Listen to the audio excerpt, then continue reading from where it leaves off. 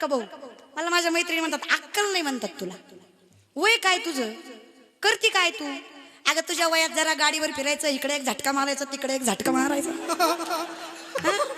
Makeup करायचा आणि जरा फॅशन मध्ये राहायचं. डांगऱ्यागत कमर बांधून लिठल लिठलच करीती.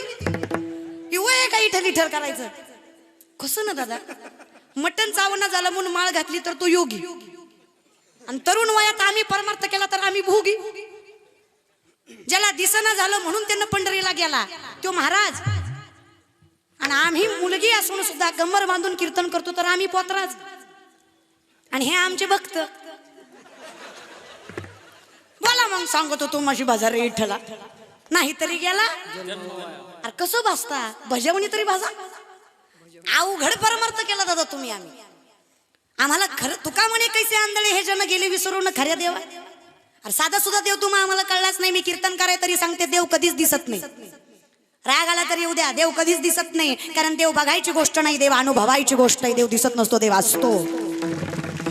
सिद्धता आहे. देवा पहावया गेलो तिथे देवाची होणी ठेलो. देव बघायला गेलतो माऊली झालं काय? अरे देवाला पाहता पाहता मी कधी देव झालो हे समजलं नाही. करावा विठ्ठल नाही, बोलावा पहावा ठीक आहे, पण माझा कर्मच पांडुरंग आहे. विठ्ठल कुळीच दैवत विठ्ठल वीत गोत चित बहीण बंधू चुलताव राहता. विठ्ठल जळी स्थळी बरला रिता ठावण